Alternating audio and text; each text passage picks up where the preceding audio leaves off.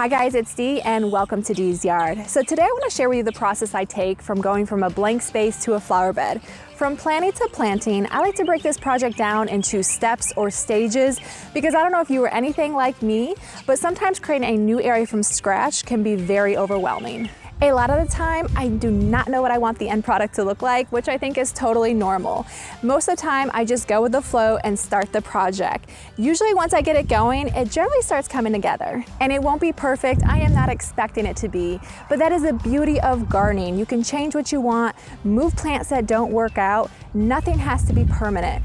And the best part about mistakes is the education and knowledge that you gain. Plus, let's be honest, there are no rules when it comes to gardening. The first step I always start with is picking a space and learning the sun and shade requirements of that area. The main things to look for, other than how much direct sun an area gets, is any current structures or plants.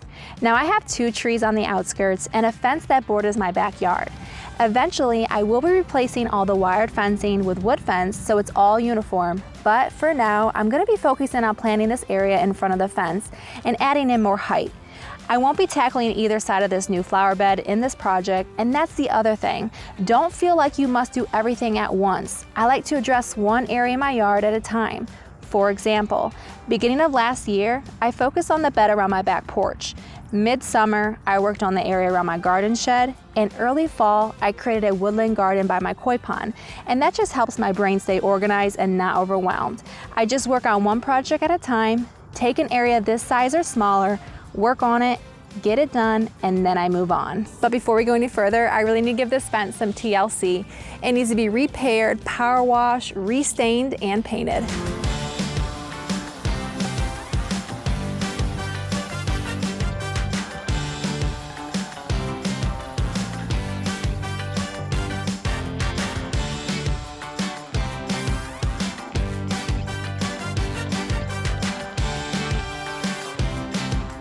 Doesn't the fence look so much better? Eventually, we will be getting rid of the wired fence and extending the wood on either side.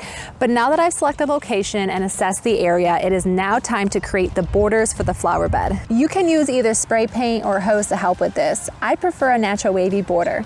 Once I'm happy with the shape, I use either my half moon edging tool or a trenching shovel to create the space. And just a tip to make this job easier, edge after it's rained.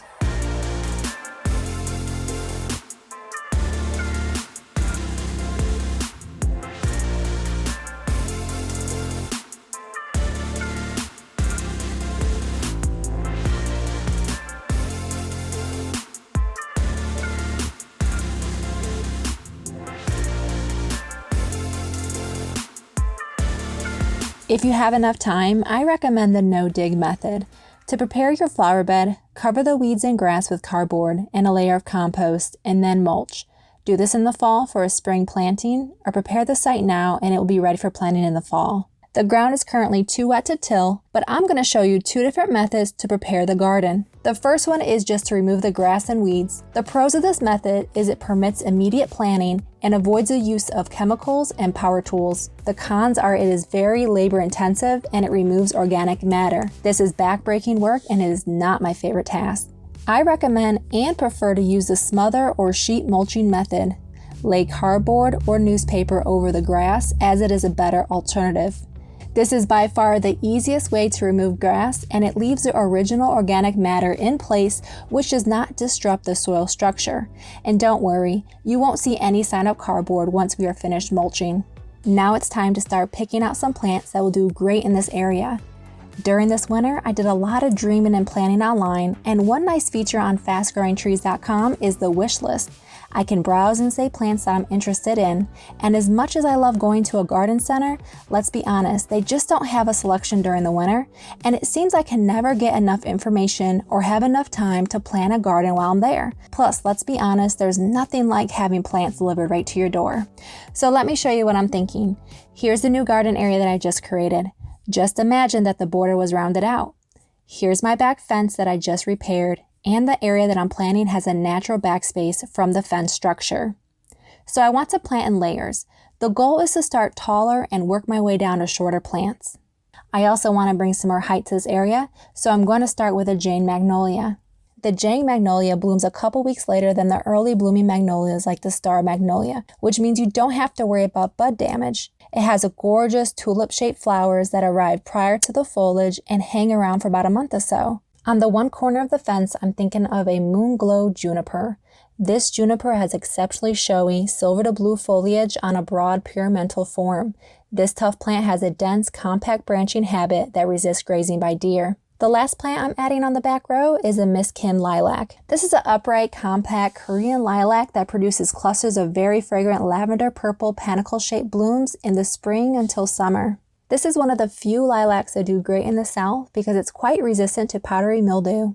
Stair-stepping down to my middle layer, I think 2 Miss Molly butterfly bushes will fit perfectly. This is a non-invasive buddleia that has ruby reddish pink and fragrant flowers that attracts butterflies and hummingbirds while resisting deer. It blooms from summer all the way into late fall and no need to deadhead. Next, I'm finishing off this layer with a Cryptomeria globosa nana, also known as a dwarf Japanese cedar that retains a natural, dense, dome shape with little care. The foliage becomes a rusty red in the winter. To complement the 2 butterfly bushes, I'm thinking of another summer bloomer, Pocomoke crepe myrtle. This is a unique dwarf-sized multi-stem shrub with panicles of dark rosy pink flowers that bloom throughout the summer. To complement the lilac, I'm thinking 3 encore azaleas called Autumn Debutante. This evergreen shrub features pretty soft pink blooms and blooms in the spring, summer, and fall.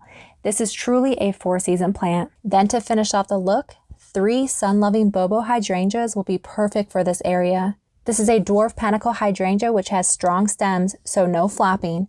It blooms large white flowers in the summer, which as they age turn pink. After picking out plants that I love, the first thing I need to ensure is winter interest. What in this area will still look great when everything is in their dormant state? Because I want a 4-seasons garden, I like to plant an evergreen element for each level. My winter interest plants are the Moonglow Juniper, Globosa nana, and the 3 encore azaleas.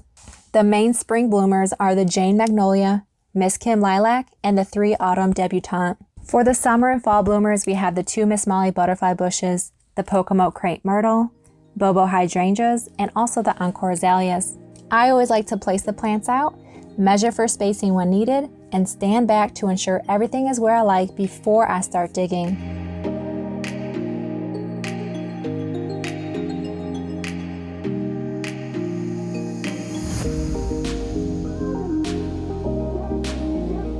Now it's time to plant. I'm located in East Tennessee, Zone 7A, and I have clay soil.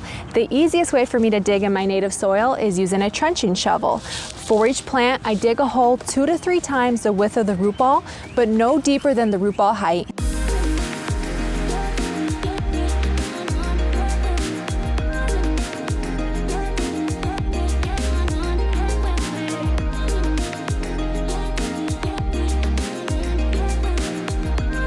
Because I have very dense clay, I always amend my native soil with something called pine bark soil conditioner, which contains grounded up pine bark. I incorporate this into the soil to add organic matter, help loosen up the compacted soil, and allow for drainage. I also add in starter fertilizer to help with transplant shock and help the roots to establish. Now, if I have a fast draining sandy soil, then I may want to mix in a good compost, 50-50. But if I'm not sure what type of soil I have, then just backfill with your native soil, because it's best not to amend your soil than to amend it with the wrong thing. Now, this Moonglow Juniper is not root bound at all, but if the roots are wrapped around tightly, you want to go in there and loosen up the root memory. The first thing I do when I place my plants in the planting hole is to make sure that the top of the root ball is not sitting below ground level. Because I have clay soil, I want all of my root balls mounded up at least 1 inch above the soil grade. And now I just backfill. I also gently tamp around the root ball to ensure that there are no big air pockets around the roots. When mulching, make sure that nothing that came in that nursery pot is covered. Mulch should never be volcanoed up on the plant and touching the trunk.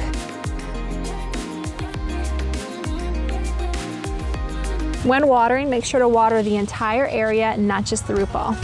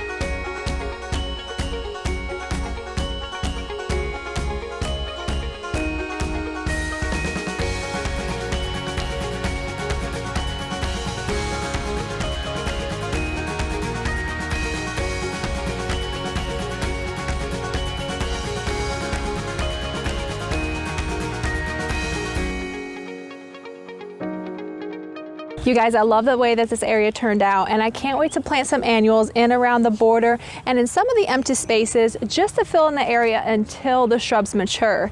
Now, just for reference, this area does get full sun until about mid to late afternoon, and then the cypress shades to about here, which is perfect conditions for these encore azaleas and the lilac.